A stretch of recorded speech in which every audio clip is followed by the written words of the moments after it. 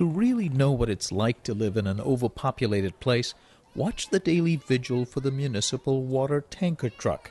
Here in Delhi's Vasant Kunj are thousands of similar neighborhoods across urban India. By 12 o'clock? Chanda lives in an illegal settlement here in this city of 16 million and growing. On this day, she left her job as a daily laborer mid-morning, hoping to run back and collect some water. Anxious to return to work, she kept checking on the tanker's arrival time.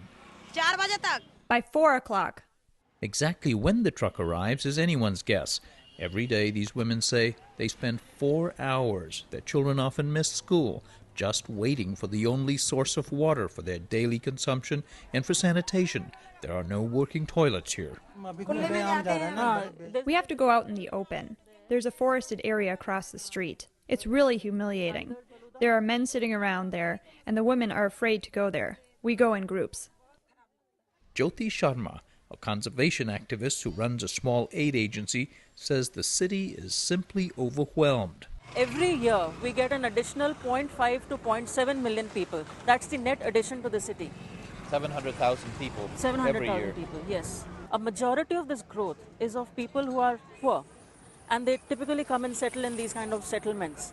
Only 27% of the city is actually a planned city. The rest of it has just grown like this.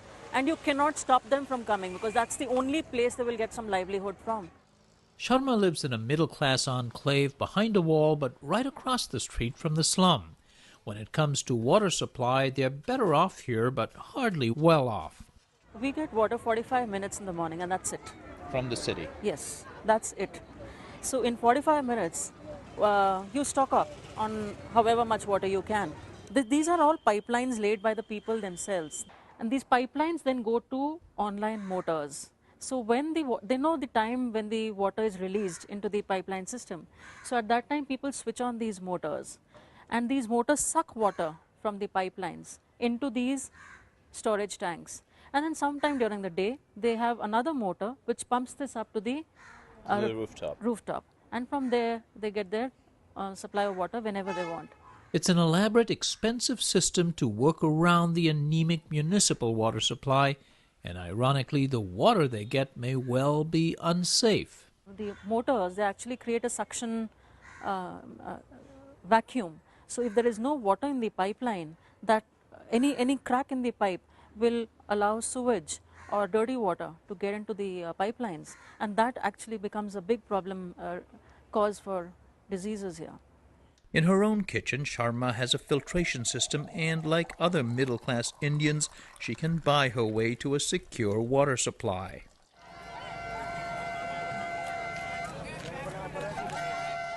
Across the street, meanwhile, residents had to wait until the next day for the next water tanker. Sharma says Delhi's water situation is ripe for conflict. Now, the day this tanker stops coming, I'm sure that just to feed their children, they will come there and they'll break into water tanks. And neither from the security point of view nor from the humanity point of view, we won't be able to stop them. So if the water wars happen, they will happen in places like this. Populations are dense, resources are dwindling, aspirations are high. This is where the conflict will happen. To make matters worse, groundwater supplies are also dwindling. The city pipes fresh water in from dams as far away as 200 miles. It's simply unsustainable, given not just population, but also economic growth in India, says Ashok Jatli, a scholar at the Environmental Research Institute in Delhi. It's not just the pressure of numbers. As you have a rate of growth of 8%, 9%, 10%, your lifestyle changes. Your diet is different. You have showers and swimming pools and all that sort of thing, you know. So the whole lifestyle changes, and that results in increased per capita consumption of water. That also needs to be attended to. However, he says there's been little enthusiasm for addressing water issues or for passing overall water policies. He says it's particularly true of India's agriculture sector, which consumes 80% of the country's fresh water supply. Half of it goes to waste. The water table is declining rapidly in the breadbasket state of Punjab, for example, severely imperiling underground aquifers and ultimately food production itself. For Punjab's farmers, the water flows freely and it flows for free. Submersible pumps are subsidized by the government, which also provides electricity and water at no charge to farmers, giving them virtually no incentive to conserve. The farmer lobby is very powerful and electorally in India, and therefore you have the politics of populism, which encourages inefficient water management and inefficient water utilization. It's a very emotive and political issue. So is the issue of population control, even though fewer people would seem like a solution to dwindling resources. To begin, Ashish Bose says economics determine family size, especially in poor families where children are a sort of retirement plan.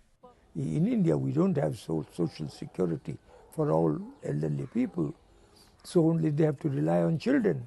Bose, who's one of India's leading demographers, says the government of Indira Gandhi launched family planning programs in the 1970s that were widely perceived as coercive, leading to her government's defeat at the ballot box. It was a huge setback to any concerted government family planning program. And yet, even as the growing population makes life harder and harder, Bose says the problem is rarely tackled head-on. They concede that there are too many people, and that is why we are suffering. Everywhere we go, there's a long queue. If you go to a free health, for example, if you have an emergency, and then say you come after 3 days, because there are so many other people in line. Come after 3 days in an emergency? Yes. So then he has to go to a private doctor, shell out money, borrow money from his friends, and then go to a private doctor. So they realize, but then they say government should have done enough for us by way of developing good hospitals for the poor. They blame the government for the slow development. And he says India's only option is development.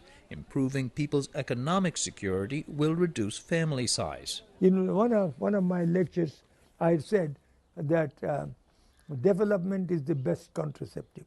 I still believe so.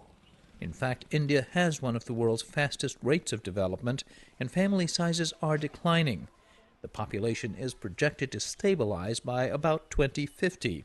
But by then, India will be the world's most populous nation at 1.6 billion.